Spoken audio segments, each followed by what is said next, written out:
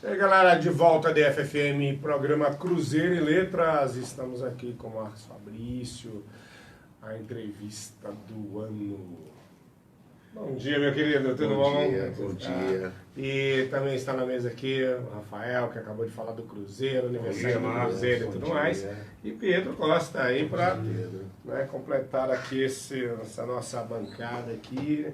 O Pietro falou que trouxe não a lista de Schindler, mas 2 livros de perguntas para Marcos Fabrício. Então, Marcos Fabrício, que se cuide! Mas vamos lá, galera. Vamos começar aqui. Defino a poesia das palavras como criação rítmica da beleza. O seu único juiz é o gosto. Edgar Allan Poe. Marcos Fabrício Lopes da Silva, mais conhecido como por Marcos Fabrício, nascido em Brasília, professor universitário pela Faculdade JK Gama DF, doutor e mestre em estudos literários pela Faculdade de Letras da Universidade Federal de Minas Gerais, FALE, UFMG, jornalista formado pelo Centro Universitário de Brasília, UniCeub, colaborador do jornal Boletim da UFMG e integra a AVA Editora Artesanal. Poeta afro-brasileiro e autor dos livros em verso e prosa, Deslocado, 2010, Duelo, 2014, Chapa Quente, 2015, gostei disso não. Aberto para gente brincar de balanço, isso que eu achei ótimo também, de 2017, Zumbidos e Pés, 2018, o Feeling e o Bíceps, 2019, A Boca do Mundo, 2019 também, e o seu 8º livro, Curso de Norte e Loucura. É isso aí, começa aqui. Tá achando pouco? Vamos ter muito mais. Façam suas perguntas para Marcos Fabrício. Vamos interagir. Estamos aqui no programa Cruzeiro Letras recebendo essa figura ímpar da cidade. Bom dia, meu querido. Como é que você está? Bom dia. É um prazer estar aqui com vocês, com o pessoal da rádio e poder justamente conversar com o público e falar da vida, da literatura, dos assuntos que a gente considerar relevantes. Com certeza. Isso é importante para então, todos nós. Para começar, porque assim, eu vejo a cidade, cara, tem umas coisas muito complicadas, né? E a gente tem uma coisa toda. Mas eu definitivamente, para começar, a minha primeira pergunta vai ser o seguinte: você está de carro? É uma pergunta que sempre tem uma preocupação rodoviária. Rodoviária no meio do caminho. Né? Mas brincadeiras à parte aqui. Por que você escreve? Piada interna. Desculpa, mas eu não tinha como não falar. Depois a gente explica para os amigos aí. Exatamente. Pergunta mesmo assim, por que você escreve? Bem, eu escrevo para existir no mundo, né? Para poder justamente dizer para o mundo que os meus afetos e as minhas afetações reverberam, né? Diante do espetáculo da vida. Situações que podem ser felizes e situações que podem ser tristes, né? Quer dizer, há uma gama de sentimentos e de razões que me levam a escrever. Eu costumo dizer que a literatura, ela me fascina por um momento, mas eu também tenho medos que eu busco compartilhar. É uma forma terapêutica, né? Eu também com isso trato os meus espantos, tento não enlouquecer patologicamente e tento aproveitar dessa loucura que é falar sobre o invisível ou sobre aquilo que a maioria não presta a devida atenção, e às vezes a gente também está nessa maioria. Então escrever é uma forma, é um pacto para que a gente não se aliene do mundo, né? E que a gente possa estar em conexão com a humanidade, seja esta presente, seja passada e seja aquela também do futuro. Então a literatura também permite essa possibilidade de viajar sobre vários mundos. E uma coisa também que eu gosto é que a literatura, ela me faz ir além de mim. Então, quando eu escrevo, eu também estou agasalhando, abraçando, acolhendo outras vidas além da minha. Então, existe também, como diria Fernando Pessoa, um movimento de vida vivida e um movimento de vida pensada. Então, concluindo, eu escrevo porque, para mim, é a melhor maneira de especular, é a melhor maneira de adivinhar o que pode estar acontecendo, de sugerir certas saídas, ou então de se assumir confuso também. Né? Às vezes também o sem sentido, ou o famoso nonsense, faz parte também da composição poética. Então eu tenho momentos, pessoal, que eu não me obrigo a fazer sentido. Eu deixo que as palavras se apresentem como se fossem cachoeiras, né? E aquela água que ninguém consegue frear, a poesia para mim também se comporta assim. Em outros momentos eu vou lapidando, fazendo e refazendo, fazendo e refazendo. E tem momentos que o texto já se apresenta pronto, eu não mexo, obedeço aquele momento de criação e publico daquela forma. Então isso depende muito da natureza do texto, do meu humor no dia, né? E das minhas intenções comunicativas com aquele texto. Intenções comunicativas com qualidade literária. O trabalho especial com a linguagem é fundamental. Claro, senão a literatura se torna um discurso comum. É verdade. Né? Isso é verdade.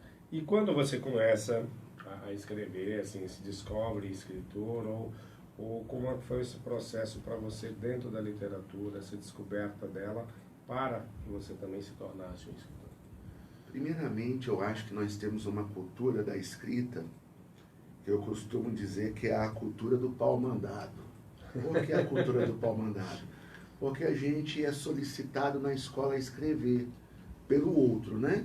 Pode ser o professor, pode ser um colega que está com dificuldade, né? Na minha infância, por exemplo, eu escrevi várias cartas a pedido da Laura, que trabalhava com a gente na minha casa, cuidando de mim e do meu irmão. Ela afirmava certas dificuldades com a escrita e ela confiava na minha maneira sensível de ver o mundo, né? E aí ela me pedia para escrever cartas para o namorado dela. Então eu já comecei na cena literária não sendo eu mesmo, mas tentando ao máximo contribuir para a vida afetiva de duas outras pessoas, né? Então, foi uma escrita meio sob encomenda. Chega na escola, eu recebo elogios de professores de redação. Só que o que acontece? Aquilo não me leva depois a escrever e a sugerir temas. Porque muito da nossa iniciativa como escritores está aberta aos temas que surgem e utilizar esse mote para de maneira espontânea escrever. E a literatura, ela não tem necessariamente hora marcada, ela te pega tomando banho, né? Ela te pega urinando, ela te pega namorando, ela te pega no meio do trabalho, você sai correndo para não perder a ideia, né?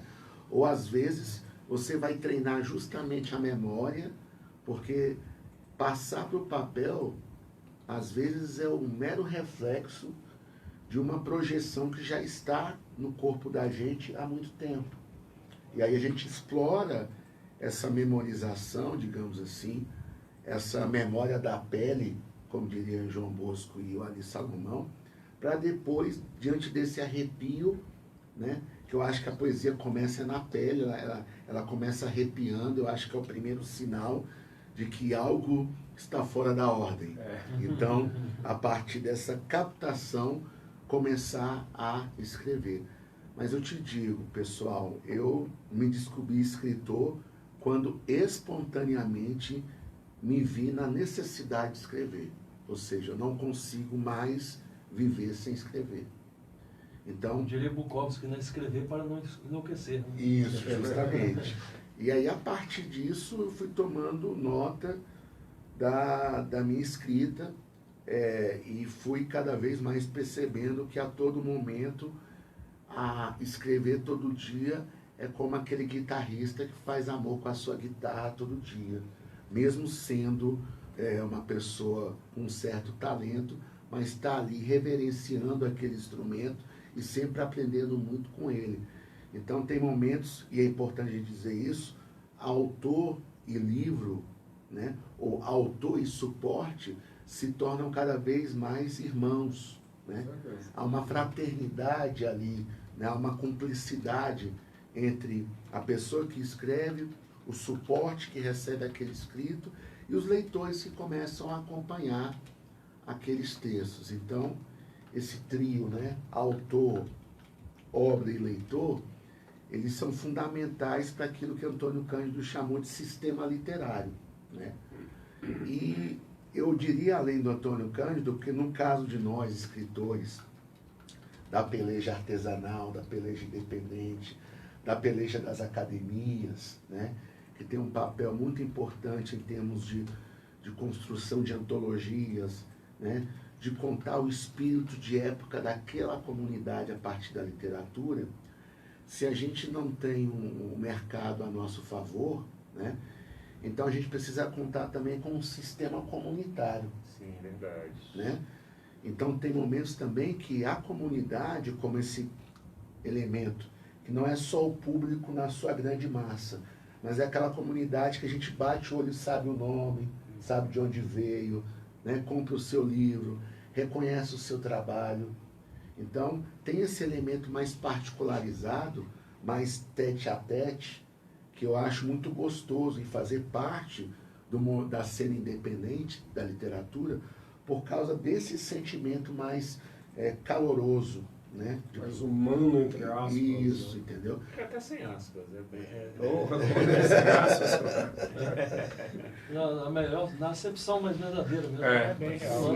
Porque às vezes a gente tem um afã comercial que tem a sua legitimidade, eu não nego, porque a gente também quer ser lido por outras frentes, mas a gente que está aí nessa peleja local, quem nos suporta, né, é a comunidade, né? Eu mesmo, eu elogiei certa vez e não pude estar presente por razões acadêmicas, mas eu acho ótima a iniciativa da Academia Cruzeirense de Letras fazer sarau em frente do supermercado, né? Utilizar a nossa feira permanente aqui do lado, né? Ou seja, isso mostra que o lugar da literatura é a rua, né? Inclusive mostrando que a grande escola, né, que nós almejamos como sendo aquela de caráter popular, que mais pessoas possam se alimentar da literatura, isso está na rua, né? E se a gente puder captar a poesia da rua e deixar que a rua também possa se contagiar com os nossos versos, essa troca, no meu entender, é a troca maioral. Certo. Pedro Costa, a gente brinca muito que ele traz a lista de Schindler, mas vamos lá. Comece uma pergunta para ele, depois o Rafael faz outra. Bom, nessa perspectiva, né, da literatura voltada para o povo, para a rua, né, inclusiva, aí a pergunta é a seguinte, né? A universidade e a rua, né, enquanto realidade não televisionada, que você tem contato como poeta, professor e jornalista, seja com sarau marcante, com De Frente para a Vida, com aulas abertas à comunidade, palestras e outras iniciativas, é uma postura de resistência? É uma postura de resistência. E como diria a poeta Memei Bastos, é uma postura de existência com poder, né? Porque a resistência, ela cobra muito do nosso físico, cobra muito do nosso psicológico, né? Então existe uma linha, se a gente está falando de resistência, é porque existe uma força que se opõe, né, à literatura, que não quer ver a independência cultural do seu povo. Governos autoritários não querem a independência cultural do seu povo, né? Poderes autocráticos lidam muito mal com a democracia, lidam muito mal com a variedade de estilos expressivos que, por exemplo, a poesia tem. Eu vou dar um pequeno caso aqui. Eu estou lá coordenando o sarau marcante e eu não posso exercer, nem quero nenhum patrulhamento ideológico. Então, o tema que chegar naquele microfone vai ser o tema que vai se posicionar e o autor que está defendendo aquela posição vai ali se manifestar e encontrar um eixo de liberdade. Algo que eu acho importante dizer, e eu coloco isso no sarau e tento fazer isso de uma maneira bastante leve, é mostrar que liberdade é responsabilidade. Então, o que qualifica a liberdade de expressão é a responsabilidade argumentativa.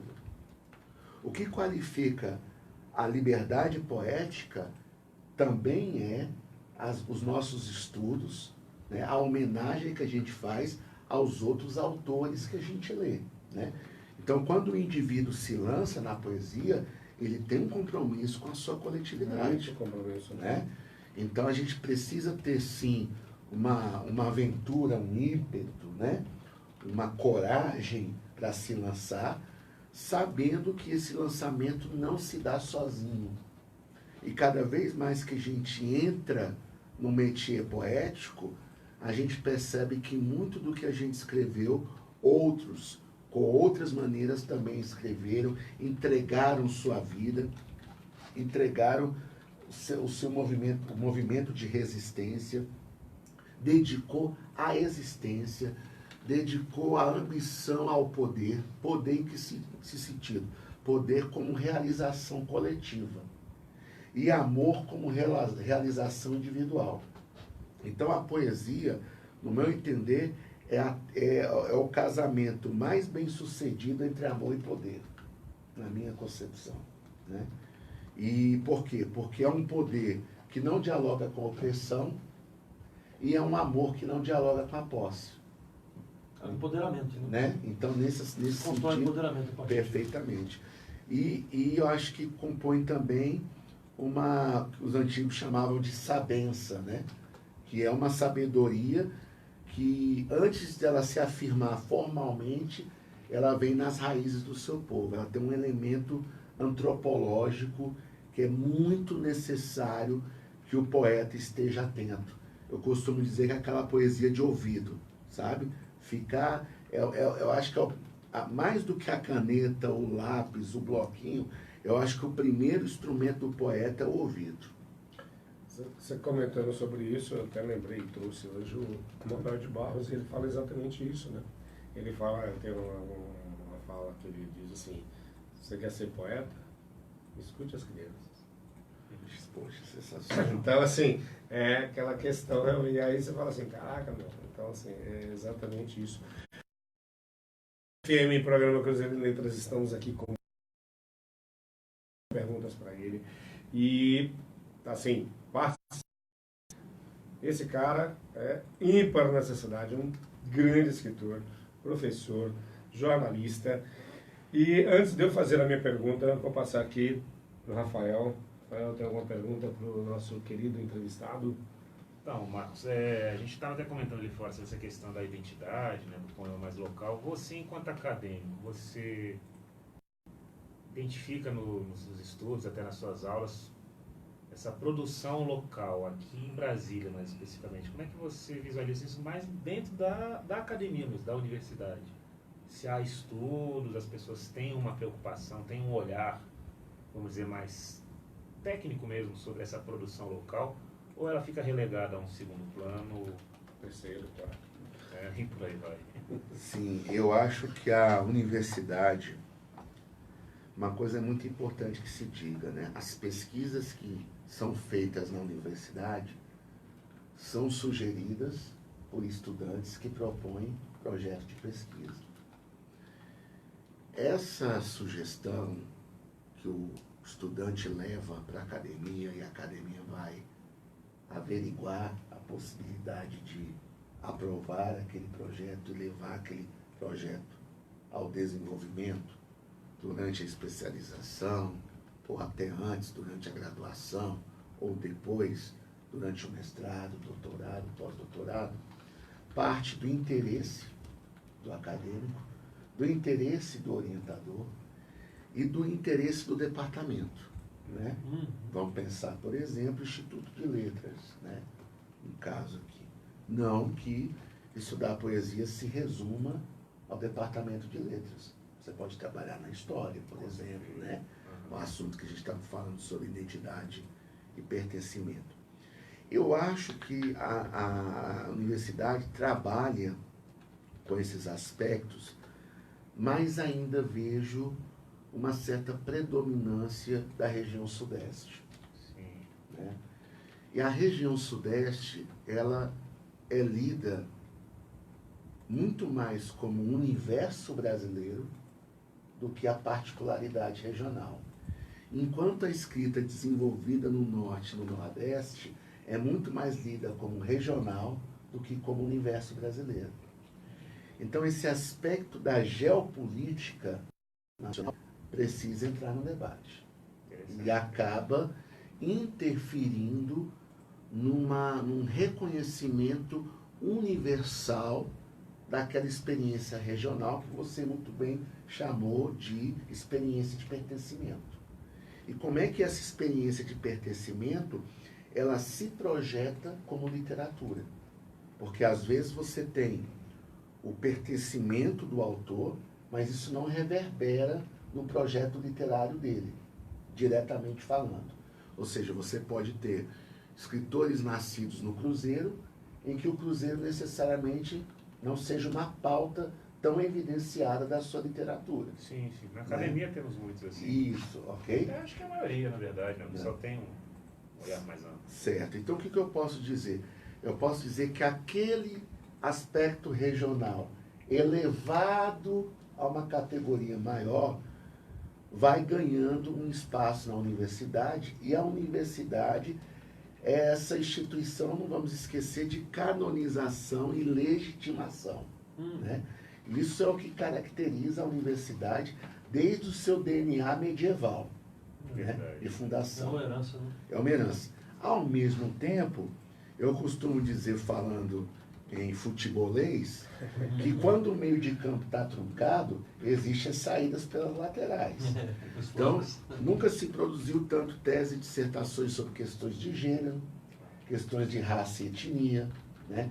Questões que vão além do movimento que a gente sabe de distinção econômica entre as pessoas. Então você tem também a imprensa negra, você tem também a literatura indígena, você tem também a cultura homoafetiva. Então são particularidades do universo e que têm a sua legitimidade em reivindicar espaço no campo simbólico da cultura também, no campo acadêmico da produção científica. Então, o que eu diria, resumindo? Quem tiver interesse pela literatura distrital tem um repertório enorme para fazê-lo, né? Eu acho que sempre, pessoal, bater a porta, no mínimo, expressa vontade. Pode a porta não se abrir, mas expressa a sua vontade de querer levar aquela ideia. É uma ideia, é um caminho muito menos visitado do que outros. Qual é a vantagem? É de você ser primeiros a dar espaço, a pesquisar mais detidamente sobre aquela causa de estudo, a literatura distrital, por exemplo. Qual é a desvantagem? É ainda ter menos interlocutores para poder sustentar aquela pesquisa.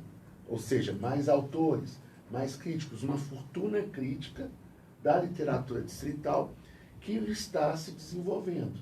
Por exemplo, eu acho um ponto importante, o historiador e educador Elcio de Toledo está desenvolvendo uma tese na UNB sobre literatura, que a gente está até naquela discussão, é literatura brasiliense, distrital, é literatura serratense, né? Quer dizer, a própria nomenclatura, ela já dá pano para manga para ser discutido, né? Literatura do entorno, entendeu? Instiga um debate. Né? Instiga o debate. E o Elcio de Toledo resolveu enfrentar esse debate, sabendo que o tema não era muito a praia da UNB, conseguiu entrar.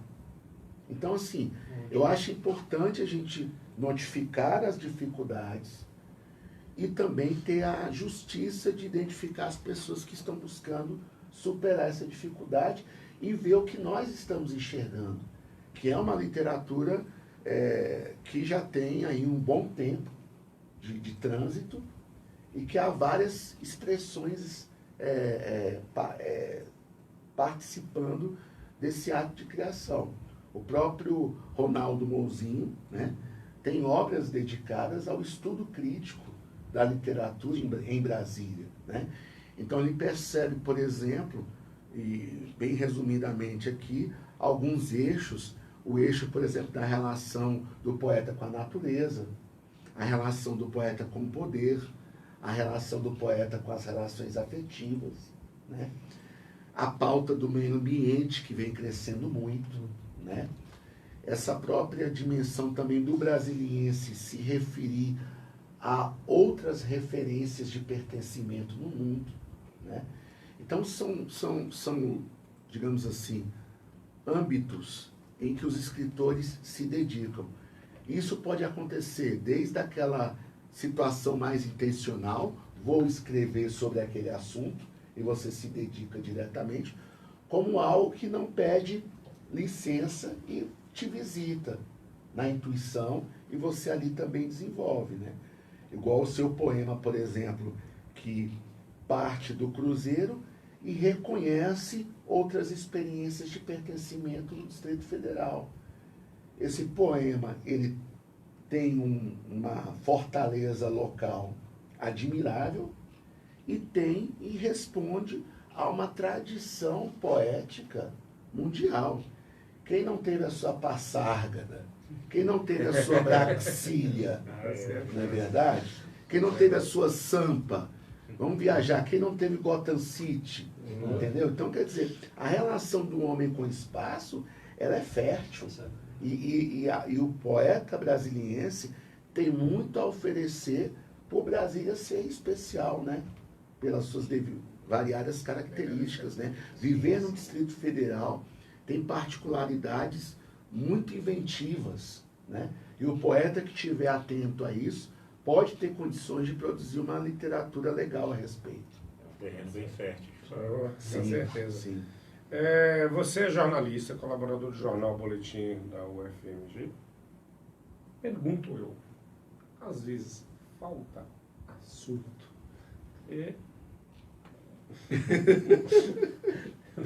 Olha, os cronistas, Mauro, eles já fizeram crônicas sobre falta de assunto. Falta de assunto virou assunto. Virou assunto. Entendeu? Eu confesso para você, a pergunta é muito boa, que chega um momento que a gente tem meio que receio de se repetir. Né? Com certeza. E o estilo, engraçado, o estilo ele é passarinho e gaiola ao mesmo tempo. Né? Ou em situações distintas. Às vezes você consegue uma liberdade inventiva com o seu estilo, e às vezes o seu estilo se transforma quase que uma viseira, entende? Ou seja, te coloca muito naquelas mesmas referências sobre determinada matéria.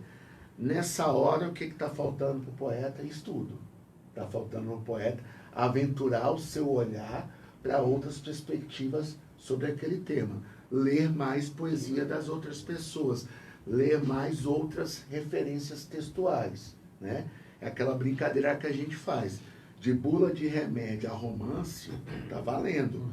O que vai fazer com que essas experiências de leitura ganhem a sua efetividade é a criatividade que o leitor precisa ter também na relação com o suporte literário e comunicativo. Ou seja, quando nós falamos de criatividade, existe uma tendência de levar o debate para a autoria. Mas a gente se esquece que o leitor também precisa ser contemplado e reconhecido na sua composição criativa. Porque a interpretação de texto é um outro texto sobre o seu trabalho.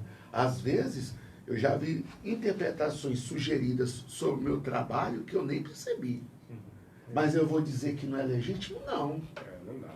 Porque aquela interpretação é o que, pessoal? É a compreensão mais a opinião do intérprete. Mas a maneira como o intérprete localizou o seu incentivo textual. Então eu preciso também aprender a vibrar numa onda que eu não reconheci. Por mais que eu tenha ali na mão, entre 1000 aspas, as minhas intenções, o que eu pensei na hora de colocar aquele verso, a linguagem ela não é só do autor, né? Ela é dialógica, como diria o Bakhtin, né? Ela é polissêmica. Então, se ela é dialógica e polissêmica, outros autores entram como leitores nessa aventura poética, entendeu? E aí o nosso livro, pessoal, vira ponto de partida. É ponto de chegada para o autor, mas é ponto de partida para o leitor, né? Que vai, a partir do seu livro, desenhar e ilustrar suas referências, né? De entendimento ou de não entendimento. Né? É verdade. Pedro, sua pergunta aí. Você falou da gaiola, aí eu tenho uma pergunta que eu até faço referência à gaiola, né? Acho que vai ficar interessante. Na minha perspectiva poética, né? O ócio é a fuga da gaiola, a recusa da ração, o nutrir-se do humanismo e da imaginação. Aí é o seguinte, disse que poesia não vende, né? Que poetas são dados à vadiagem. Aí a pergunta é, será pelo fato de o mercado abominar o ócio, matéria-prima do exercício criativo? Será a decorrência de uma visão estereotipada, tacanha do trabalho, separando praxis de ideologia e politização? Olha, eu vou responder essa questão com uma frase de efeito. A poesia pode ser, ela pode ser um veículo, né, que pelo interesse possa demandar a operação comercial, né? Pode, ali você tem, né, uma relação do livro como um produto, né? É uma dimensão do livro, né? Uma dimensão econômica, uma dimensão comercial, mas a poesia não se vende, né? O livro, ele é vendável, mas a poesia não se vende. Por que a poesia não se vende?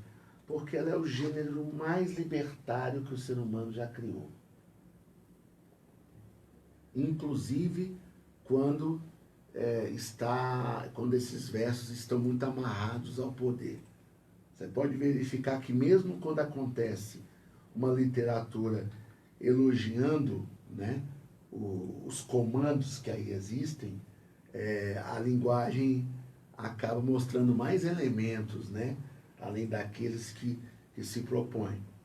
Vamos lá, no hino nacional. Paz no futuro e glória no passado. E o presente?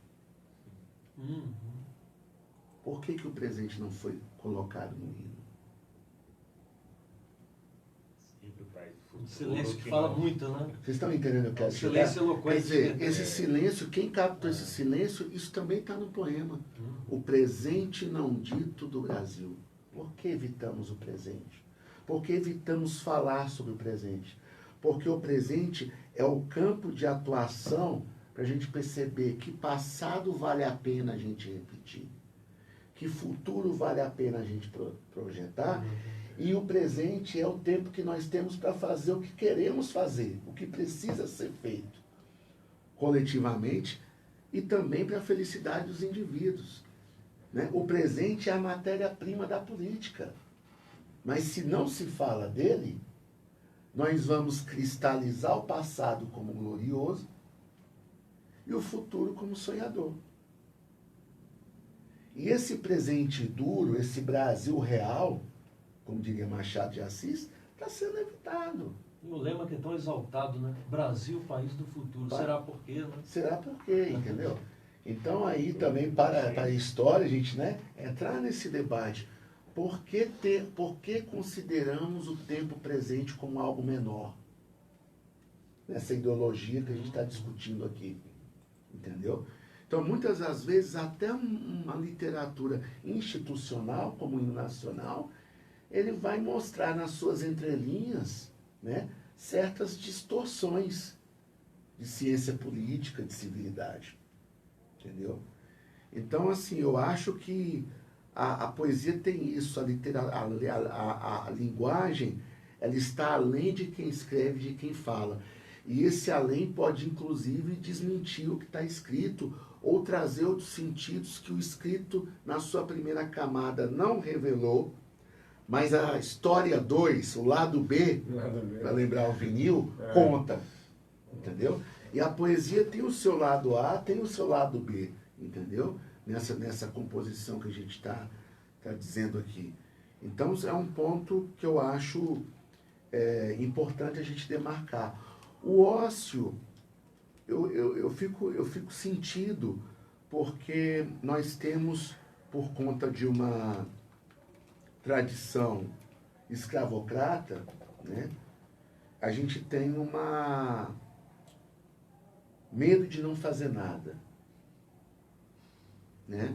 Se você responder para alguém te liga e você diz: e aí, Marcão, o que você está fazendo? Eu digo: não estou fazendo nada. Como assim nada? Segunda-feira de manhã, cara, tá todo mundo trabalhando, eu estou na luta, e começa, né?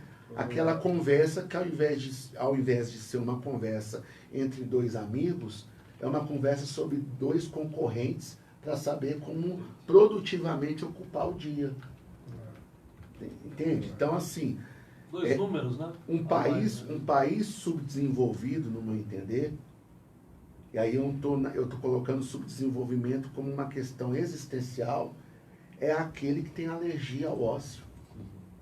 É justamente aquele que não vê no ócio o desenvolvimento pleno das potencialidades reflexivas e sensíveis de uma pessoa, de uma comunidade, né? E digo mais, né? Eu nem adjetivo, como o Domênico de Masi faz, o ócio criativo. Tá? Existe um ócio que necessariamente não é criativo, mas é fundamental. Né? É quando a gente fala assim: gente, eu vou dar uma esvaziada, eu vou esvaziar a cabeça. Entendeu? A gente fala isso de várias formas. E a gente não está dizendo que está sendo feito um trabalho aí. Não é só de trabalho que se vive o homem. Entendeu? Então eu acho que o ócio são as escolhas que a gente faz para ocupar aquele tempo sem dever nada a ninguém. Porque muitas das vezes a gente cumpre a agenda que o outro colocou para a gente fazer. Você acaba sendo até escravo disso tudo, né? Perfeitamente. Então, eu acho que o ócio, concluindo, é quando a gente consegue colocar o prazer na frente da agenda. Importante isso. Nossa, fundamental. Melhor coisa. Como eu falei para a galera aqui da FFM, Programa Cruzeiro Letras, façam perguntas.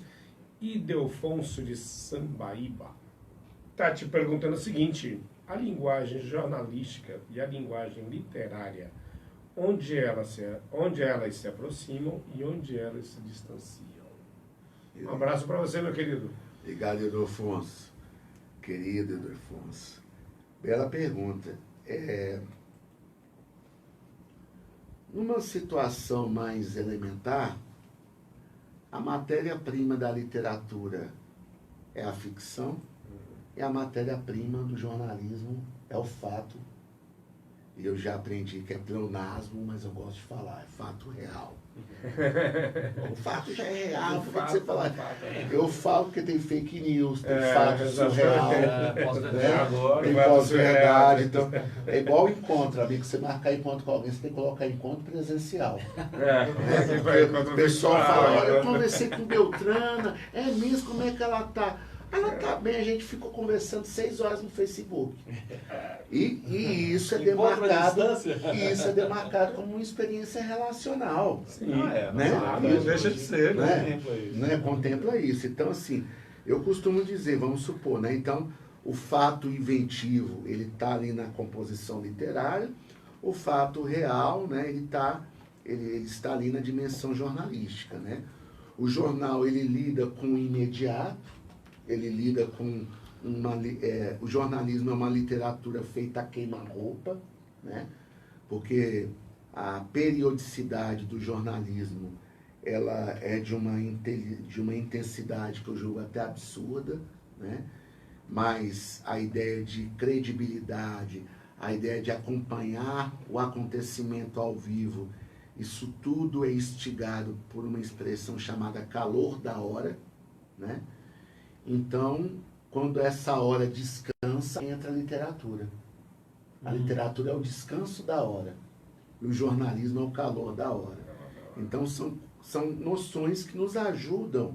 Voltamos à questão do ócio. A entender isso, né? Ainda mais num cenário em que, como diz Cremilda Medina, né, uma estudiosa da área de comunicação da USP, a notícia é um produto à venda, né? Ela tem também ali na sua intencionalidade esclarecer a população. Se a gente for resgatar o jornalismo humanista, né, ele tem uma obrigação certeira de divulgar os fatos para um melhor esclarecimento da opinião pública, é o que se espera da imprensa ideal. A imprensa comercial, ela acaba trazendo outros interesses junto a esses, né, como o ponto de vista do sistema econômico, né, sobre o mundo. Então, às vezes, aquela realidade que o jornalismo está buscando, jornalista reporta, ele também tem um recorte editorial da empresa jornalística. E esse recorte editorial da empresa jornalística vai também enquadrar o que deve ser dito e o que não deve ser noticiado. Enquanto na literatura você tem um campo de liberdade muito maior, né? Você tem ali o autor que está dispondo, né, disponibilizando a sua capacidade subjetiva ao extremo. Mesmo que depois venha o leitor, possa fazer uma revisão, que você confia, o editor, a editora, também passa por crivos de edição, porém muito mais, no meu entender, abertos pela natureza ficcional, inventiva, imaginativa da literatura, do que no jornalismo. Que aí você tem todo um conjunto de pressões, né? De pressões que vão interferir no conteúdo daquela unidade, quer seja informativa, quer seja opinativa. Até porque no jornalismo opinativo, você goza de mais liberdade. Porque você pode partir de um fato e fazer dele ali uma análise, né? Você pode extrapolar o fato. Você tem mais condições reconhecidas para fazer isso do que o repórter, que tem uma obrigação mais informativa, mais noticiosa. Mais simples, né? Falando nisso, poesia, jornalismo e tudo mais, você trouxe algum poema para ler? Sim, coisa, sim. por favor. E daqui a pouco a gente vai falar sobre os seus livros também, apesar que o tempo aqui... Bom, a entrevista com o Marcos Fabrício tem que ser uma de 5 entrevistas, né? Ô, gente, poxa. É muita coisa Obrigado. aqui, cara, pelo amor de Deus. Eu vou ler um poema do livro Filho e um Bíceps, da Semi Edições, coordenado pelo nosso grande amigo e poeta José Soter. Solta, grande abraço. Poema de Pedro e Joana. Pedro não é de pedra, com saudades de Joana. Imagina ela na cama. Na real, só há o vento. O vento frio que sai da janela e congela o lar do prezado rapaz. O coração mal se aguenta de saudades. A voz da mina ao telefone já não consola. Pedro espera o salário sair para comprar a bendita passagem que tem como destino o sorriso dela, embalando o doce amar. Até lá, resta ouvir as rosas não falam e continuar tirando coelhos do cartola. Bom. Fazer uma pergunta aí. Sim, não sei se você já ia fazer sobre os livros, Mas pode falar, pode começar. a gente estava falando essa questão do ócio, mas eu vejo que você, por exemplo, é muito produtivo, tem uma bela Bastante, né? Que legal. bibliografia. Todos independentes, você teve assim mais contato com editoras, porque uma coisa que sempre me chama a atenção quando a gente recebe os escritores aqui, por sermos quase sempre independentes, é essa relação com as editoras. Como é que é publicar? Eu vejo que você tem um trabalho bem, né, vasto no caso, A maioria são independentes? Você teve acesso a editoras? Como é que foi essa relação para chegar até as publicações? E emendo também já, né? E essa questão da Avá, né? Como é que foi também? Que é uma editora que você participa, né? Sim, sim. Primeiramente eu vou começar pelo lado prazeroso. Trabalhar de maneira independente é conhecer uma equipe interdependente, né? Para mim foi a maior experiência de parceria que eu já experimentei. Foi produzindo livros coletivamente. Pretendo não sair desse meio, porque ele é um elemento. Eu estava lendo uma definição de literatura da Cecília Meirelles, de uma simplicidade linda. Ela diz assim: literatura não é pensamento, é nutrição. Né? Então, trabalhar a equipe me nutre, né? E me nutre de relativizações sobre o que eu sei, de enriquecimento sobre as coisas que eu não sei ainda. Então, lidar com editoras independentes é poder ter a chance de conhecer companheiros de voo. Pessoas malucas, cara. Pessoas, cara, que necessariamente o que está faltando é dinheiro e o livro sai. Você fala, como? Porque começa a haver, sim, um espírito audacioso de negociação, de expectativas, né? Se você tem um livro independente, você precisa ter um cronograma mais generoso, para que você possa, com as parcelas, atender o que precisa ser financiado e agradecer aquilo que foi doado. E aquilo que for doado e aquilo que for financiado, poder entrar numa relação de permuta. Então, se um livro eu prefaciei, esse autor pode me ajudar na revisão do meu livro. Então, a troca de competências de produção do livro, entendeu? Foi algo que me ensinou muito a Semin Edições e especialmente a Avá, né? Onde até a decisão do pano, que é a capa do Zumbi dos IPs, foi algo que a gente pensou, né? Quer dizer, se nós estamos falando do Brasil originado por África, a gente precisa também acionar um dispositivo estético, né, que possa simbolizar, né, essa relação entre Brasil e África. E aí você vai para a capa seguinte, Zumbi dos IPs, o título é colorido por estampas africanas, né? E a Avá, ela consegue, por conta da sua sabedoria comunitária, abraçar diversos temas, né? E aqueles temas que a gente falou que está na nossa ordem do dia, que são as questões que tocam as várias facetas da sociedade. Então, há um compromisso muito importante em revelar vozes ou temas que perigosamente estão sendo silenciados e que precisam de visibilidade porque tem o que dizer, tem o que expressar. A vida nua, né? Isso, né? Então, isso é um ponto importante. Então, para mim, pessoal, trabalhar com editoras independentes é poder estar o mais próximo possível da utopia, da liberdade, de uma autoria que a gente acredita mais legítima e mais autêntica. Eu trabalhei também com editoras industriais, convencionais, que foi o caso, por exemplo, do Chapa Quente, e que foi a decepção educativa. Por quê? Foi essa situação se desenhou. Um menino pega suas economias, no caso eu, e vai para São Paulo. Chega em São Paulo, fica assim, boquiaberto. Com aquela cidade que você anda,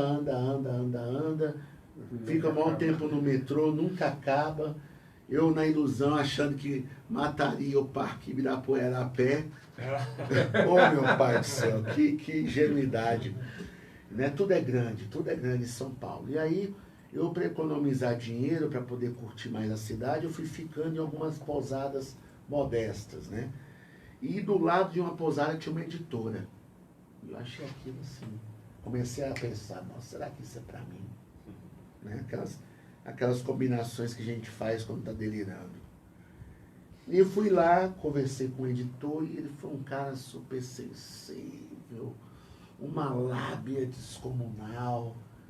E eu fui ali, caí no canto da sereia. Com certeza. Dei o que eu tinha. O livro está disponível na internet, quem quiser comprar, a editora Baraúna, né? A editora Baraúna consegue colocar os livros nas vitrines das principais livrarias de São Paulo, isso realmente aconteceu. Só que de repente eu percebi que a logística, livro debaixo do braço, continua. E pior, eu consegui assinar um contrato que eu só tinha direito a 11 livros. Entendeu? E o cidadão falou que eu poderia comprar, ter um preço especial como autor para comprar o livro. Na época era R$11, hoje é R$32. Se eu quiser fazer um lançamento hoje do Chapa Quente, que nunca foi lançado em termos presenciais, né?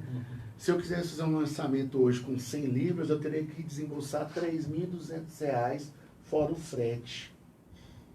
Né?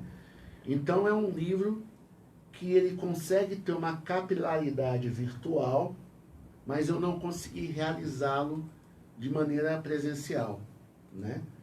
Ele está como registro, tem ISBN, quem digitar Chapa Quente no Google consegue chegar no local para comprar o livro, eu agradeço, mas foi uma experiência que eu não consegui fazer início, meio e fim dela. Né? E aí, quer dizer, é um aspecto muito difícil para o autor, né? Porque a gente está vendo isso acontecer demais. Escritores que se lançam em editoras que têm uma certa penetração industrial e digital, só que aí depois está o escritor comprando o próprio livro dele, para presentear amigo, não só presentear amigo, mas para poder participar de um evento. Sim. Entende? Então, são essas as experiências. Faltou uma transparência e faltou também, eu admito, ter tido uma maior malícia. E ao mesmo tempo, né, uma certa paciência. Mas eu estava ali naquela conjuntura e é muito difícil pedir para uma pessoa mais nova, né, e com o ímpeto que eu tenho de publicar, ter paciência. Eu fui aprender a ter paciência, foi com o aberto para a gente brincar de balanço. Aqui sim começou a eu entender melhor do balanço editorial, de como funcionam as edições literárias no mundo e no país. Eu quero mandar aqui um abraço para Marcos Linhares, também do Cinéia Soares, André Coelho, pessoal aí que está assistindo, um grande abraço a todos. Aqui estamos com o Marcos Fabrício. Pergunto eu, e é uma pergunta assim que eu faço, até porque eu acho interessante, Zumbi dos IPs também é uma homenagem à Brasília? É uma homenagem à Brasília, é uma homenagem à Brasília Negra, é uma homenagem, porque quando nós estamos falando dos IPs, são árvores que anunciam, né? Transições de tempo, de estações, não é isso? É um fato que modifica o humor da cidade. Gente, o que sai de crônica sobre IP, eu acho que sai mais do que crônica sobre brasiliense. E foto, então?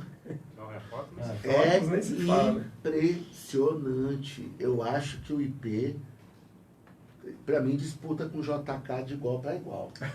Sabe? Nessa correria icônica, né? Pra gente brincar aqui. Tem muita discordância, por exemplo, do atual governo, mas ele usou como símbolo o próprio IP amarelo. Claro. Surpreendeu, pelo menos essa sensibilidade conseguiu ainda ter. Foi. Mas deixa pra lá. Legal. Mas eu penso dessa maneira, quer dizer, quando chegou os IPs eu falei assim, poxa, né, Zumbi dos Palmares, né, Palmares também é uma região, né? Então, eu pensei muito nessa tradição da literatura brasileira que se dedica a enaltecer ou elogiar a natureza. Nós temos uma tradição de literária fortíssima, a começar com Canção do Exílio, né? Que está ali o sabiá, que tem a árvore, quer dizer, você tem uma construção de país pelos seus elementos naturais. Um dos grandes romances do século XIX, Iracema, é assentado, né, as descrições dos personagens se dão em analogia, em comparação com a fauna e a flora daquele espaço, né? Então, vários textos literários convocam a natureza. E eu percebi essa combinação. E os IPs me veio também por uma outra questão engraçada, porque Zumbi dos IPs é a forma carinhosamente que eu cumprimento o poeta Jorge Amâncio. E o Jorge Amâncio, com aquela maneira assim, foi muito ligeiro na resposta, falou assim: caro Zumbi dos IPs, como você está? Marquinhos, isso dá título de livro. Aí eu, opa, captei a vossa mensagem, ó sábio guru. Aí eu já tinha a intenção de fazer o livro para os 130 anos da abolição, né, que foi ano passado, e também por conta da consciência negra em novembro, né? E aí fui casando essa linha de interesses e tudo isso compôs o título do livro, assim como a escolha dos poemas que estão presentes na obra. E assim, nós estamos quase no final, mas assim, é uma pergunta que não, com certeza, né, depois pedir para os meninos perguntarem mais alguma. Você estava falando dessa questão afro, né? Como você vê hoje o mercado da literatura dentro de Brasília, né, óbvio, né, onde a gente vive, e da literatura negra, afro, né, dessa literatura, como é que você vê o cenário? E eu levo até um pouco além, não só Brasília, Brasil, mas esse cenário nosso, nesse sentido. Eu aprendi com experiências como a AVA, como a Academia Cruzeirense de Letras, como este programa de rádio sensacional. Quero muito agradecer por estar aqui, oportunidade muito bacana de conversar sobre literatura, sobre a vida. Falar desse assunto, eu acho que é aprender uma coisa que eu levei um tempinho, sabe, gente, para aprender. Que existem portas que vão se abrir para você. Existem portas que vão continuar fechadas para você. E existem portas que você que vai fazer. Você vai construir a porta, não é o outro. O mercado editorial negro, ele está justamente construindo suas editoras. Eu acho que foi a grande sacada do movimento negro literário, do movimento indígena literário, do movimento GLBTI literário, que foi perceber o seguinte: nossa, nós temos a autoria, temos cabedal para fazer o livro, temos público, tem gente que nos acompanha. Lembra o sistema comunitário que eu falei lá atrás? Sim. Tem um sistema comunitário que me acompanha. Então, gente, vamos profissionalizar a gestão e dar vida à nossa editora. E, a partir disso, captar outros autores que também estão nessa busca, né? Então, para mim, eu acho que é fundamental. Se a gente olhar Companhia das Letras, Record, José Olimpo, nós vamos perceber que nestas portas, elas estão praticamente fechadas ou timidamente abertas. Agora, quando a gente vai para um modelo independente, o modelo artesanal, o modelo que o próprio grupo excluído, ele se inclui por vias próprias, os resultados são incríveis. O Brasil tem uma tradição de feira independente literária que eu não tinha ideia. Com a AVA, eu fui pelo menos assim a 10, 15 feiras, sabendo, podendo estar ali, ou sabendo pelos meus companheiros do êxito das feiras. Com todo o seu dilema, quer dizer, você vai divulgar, né? Vai ter aquele trabalho de formiguinha entre doação e financiamento. Alguns livros vão ser doados para que aquela informação circule, né? Outros vão ser comercializados. E a gente consegue, pessoal, quando a gente faz um trabalho dessa natureza, independente artesanal, a gente consegue politizar o preço. Não sei se vocês estão entendendo. O preço passa a ser um componente mais justo da linha de produção das características que envolvem esse tipo de livro, sabe? Tempo, dedicação. Isso, então, o esmero, né, o trabalho de costura, então, a costura virar, por exemplo, um marcador de página, entendeu? Você ter a possibilidade da estampa. Então, são ganhos que o cenário convencional não se aventura, não quer ou não consegue, entende? Então, Mauro, eu resumiria a minha resposta com essa metáfora das 3 portas. Tem porta aberta, tem porta fechada e tem porta que a gente inventa. Eu estou aprendendo a investir mais energia nas portas que a gente inventa. Muito melhor. Vou pedir aqui para o Pedro e para o Rafael, cada um fazer as suas últimas perguntas, por favor. Quer começar? Porque eu vou tentar resumir, que tem muita pergunta. É o que eu estou falando. Exatamente. É o que a gente fala muito da lista de Schiller, mas é isso, galera. DFFM, Programa Cruzeiro de Letras, como eu falei, uma hora só com o Marcos Fabrício não dá não, tem que ser 3 horas. Agora é legal o contraste, que ele vem preparado, traz textos contextualizados. Eu fico bolando aqui, pensando. Vamos lá. Agora eu fiquei meio perdido. Eu não preparei, não brotou ainda. Então peraí. Então, beleza. O seu primeiro livro é o Descolado? Deslocado. Deslocado, desculpa. Tudo deslocado. Perdão. Como que foi o processo dele? Como é que foi tudo isso? Assim, ele é bem interessante a capa. Então, deixa eu mostrar pro pessoal aqui. Beleza, fique à vontade.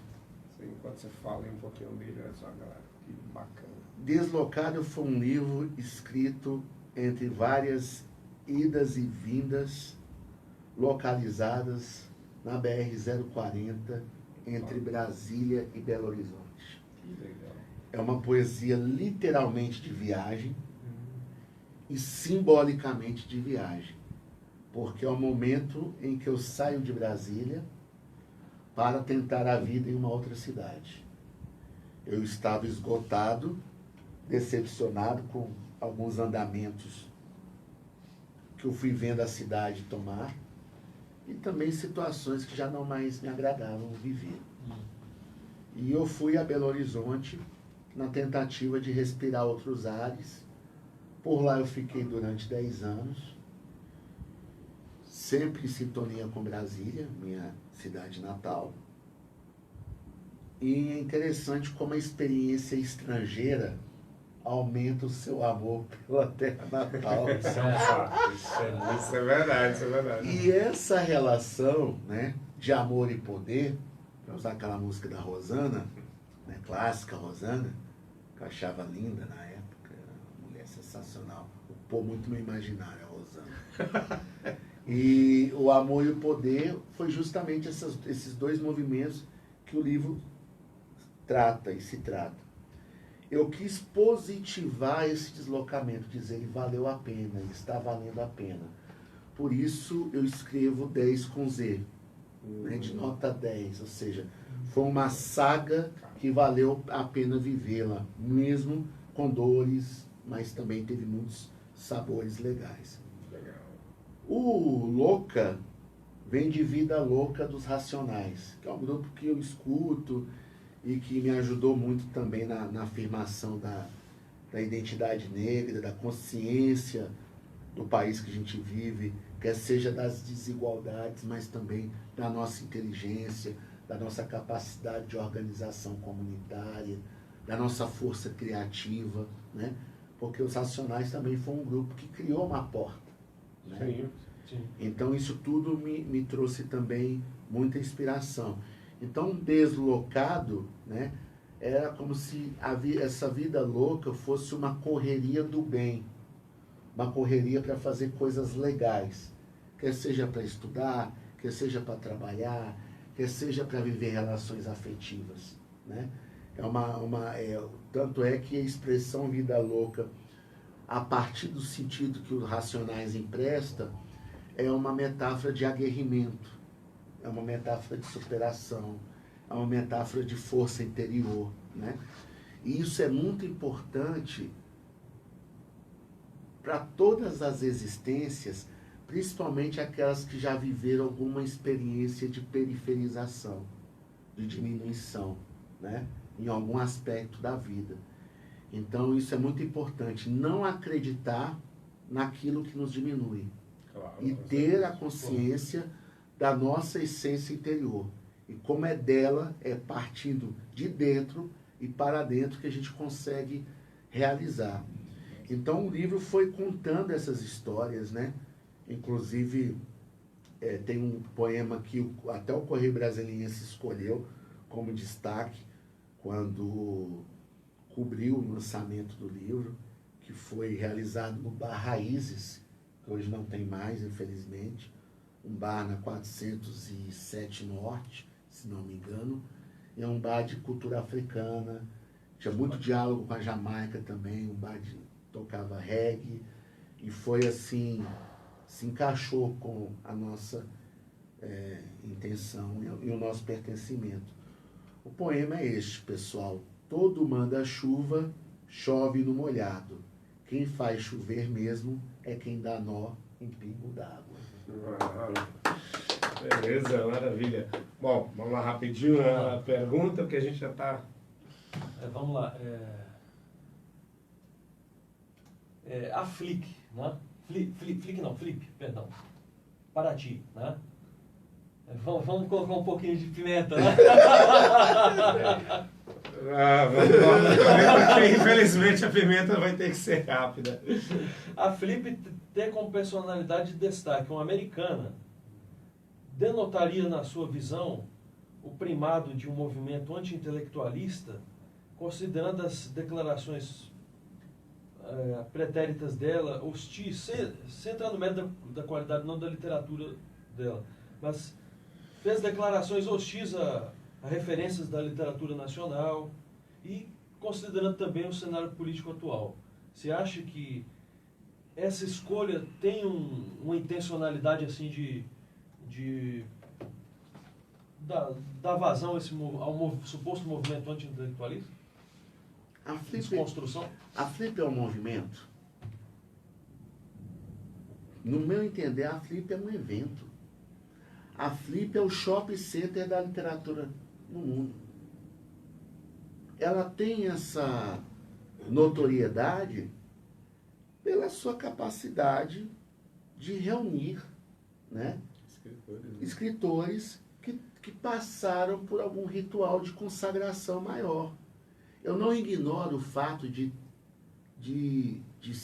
querer ou não trazer à baila uma literatura, de querer convidar escritores inclusive que a gente lê, que a gente gosta, que a gente acompanha, né?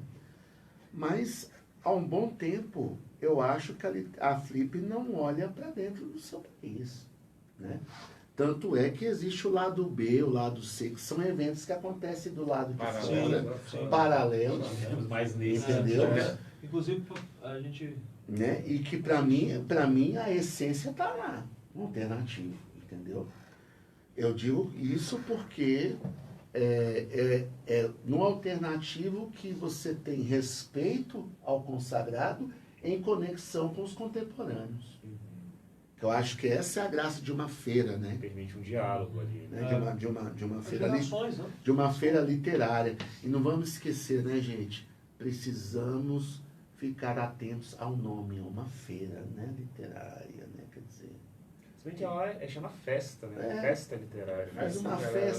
Mas uma festa também tem um caráter inclusivo forte, né? Festa, né? Não é verdade? Festa você chama as pessoas, né? Festa, não é verdade? Tá trazendo gente. Né? Então, quer dizer, ainda mais com o apelo internacional, né? Principalmente. Que a Flip carrega. Eu acho particularmente isso, pessoal. Eu acho que a Flip, ela tem mais ego do que discussão literária.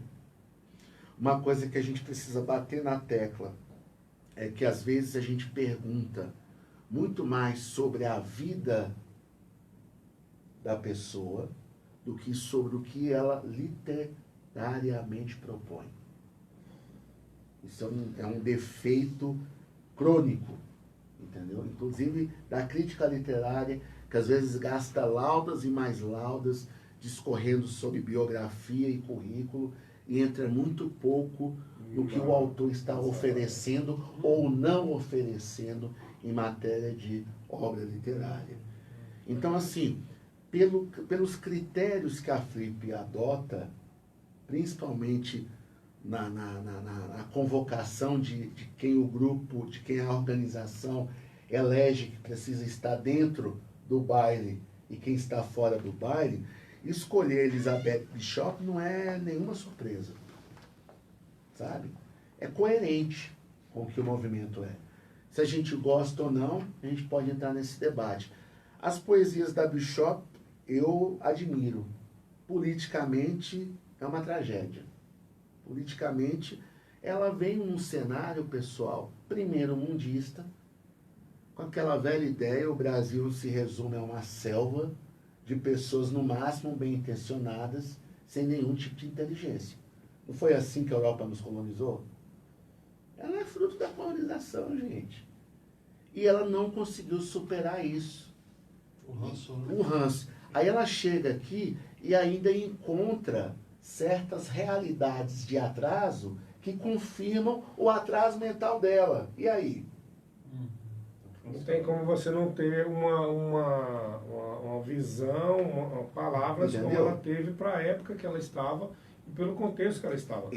Eu acho que assim, desculpa te Não, que interromper isso, um pouquinho, pois não. mas eu acho que a questão que você está falando é o seguinte, até que ponto isso também não foi uma questão de marketing, de alguém virar e falar assim, pô, a mulher está sendo aí, mas ela falou isso, isso e isso, para gerar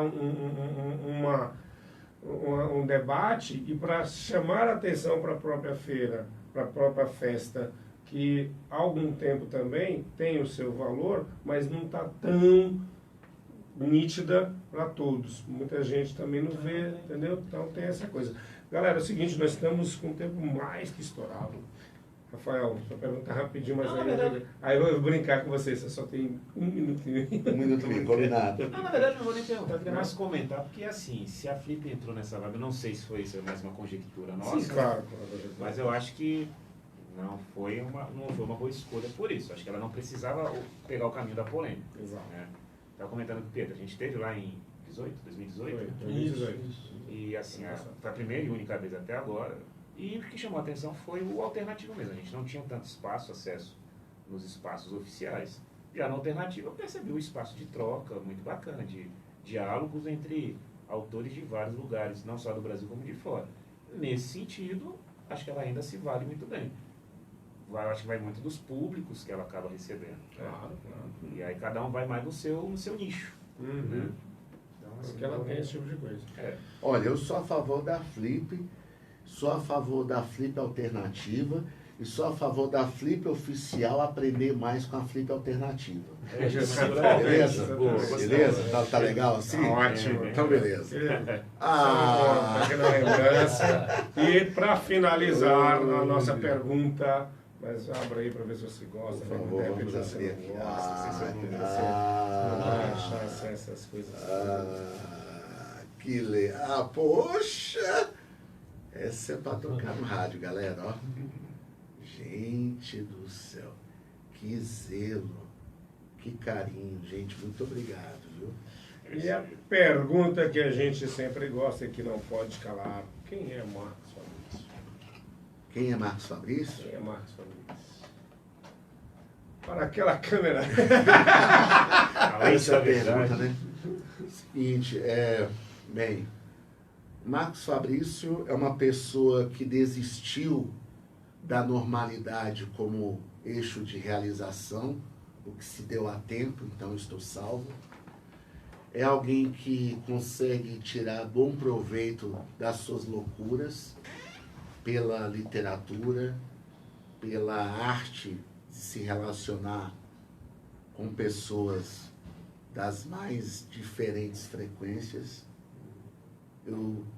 Eu tenho uma virtude popular de sociabilidade que herdei da curiosidade. Eu nunca achei que eu me bastasse no mundo, né? Aliás, tem horas que eu me canso da minha voz, então eu quero ouvir o outro assim, e mais nada, ouvir outras tendências, por isso que eu leio, porque eu me canso das minhas conjecturas, por mais que a partir delas eu possa também contribuir para uma conversa ampla, mas o outro me salva de duas coisas. Primeiro, da tentação do ego, e segundo, o outro é o calor humano por excelência. O ego, ele traz um frio insuportável. O ego é o não ser, né? Então, todas as vezes que eu apostei no ego, eu me dei mal. Não foi bom, sabe? Foram experiências que aconteceram na minha vida, não sou perfeito. E de outra maneira, o contra-exemplo também ensina. Não é a melhor maneira, mas ensina. E a partir disso eu fui me fortalecendo e me encontrei na literatura, que também é um campo que me oferece amigos tão legais como vocês, né? Eu costumo dizer que a literatura me deu uma família de presente, né? E uma família cujo o sangue corre pelos versos, pelas rimas, pela prosa, né? Então, não é um vínculo determinista. Não é porque eu nasci de alguém que eu devo obediência a alguém, por exemplo. É um tipo de vínculo que é um vínculo que é da admiração, do respeito. É um vínculo que inclui polêmica, debate, discussão. Aquela conversa que a família evita, a família poética coloca na roda, né? Então, eu acho isso muito bacana. Quer dizer, quanto mais eu escrevo e leio e me relaciono com uma gama infinita de pessoas, incluindo a minha família poética, mais eu vejo que o movimento maior é da interioridade. Toda vaidade é burra, e todo investimento na autoestima é inteligente. É essas coisas que eu tento buscar. Às vezes consigo, às vezes não, mas é um horizonte que eu sempre mantenho colorido, mesmo em alguns momentos em que a caminhada aparenta estar cinza. Acho que é por aí. Maravilha.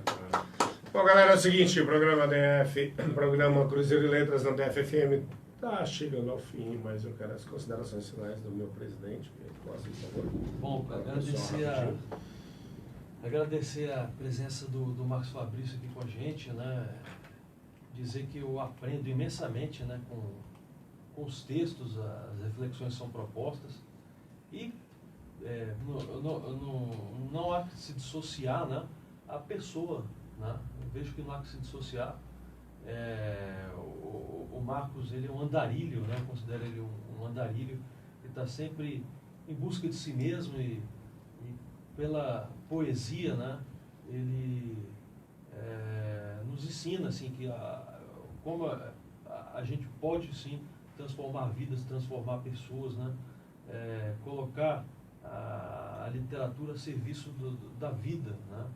E eu gostei muito, aproveitar o ensejo do texto que você postou hoje na sua rede social, trabalhando a ideia do fármaco, né? A literatura pode ser um veneno, pode ser remédio, então vamos utilizá-la, né, a favor dessas pautas tão importantes hoje, que tentam marginalizar, mas que favorecem o todo. A raiz favorece a árvore, como a gente falou antes de começar o programa, não é isso? Uhum. Então, então toda a minha gratidão pela sua vinda aqui, né? E a poesia transforma, a poesia, ela tira a castidade do verbo, né? E nos convida a gozar a vida e toda a sua multiplicidade, né? Então vamos usufruir, que viver é lindo, né? Agradecido. Agradecer não só a sua presença, o momento de compartilhar tanta sabedoria e sensibilidade no trato da palavra, é sempre um ganho muito grande. E espero outras oportunidades de ouvir mais que você tenha trazido para nós. E é isso aí, galera. Programa Cruzeiro em Letras chegando ao final. Acho que a gente vai ter que chamar esse cara umas 3, 4 vezes aqui. Não tem como, é muita coisa boa. Bem, obrigado, todas. meu querido. Obrigado, Muito eu que agradeço por pela todos. corrida de todos vocês. Sábado que vem estaremos aí de volta ao programa Cruzeiro em Letras. Não chore mais do que eu. Um abraço.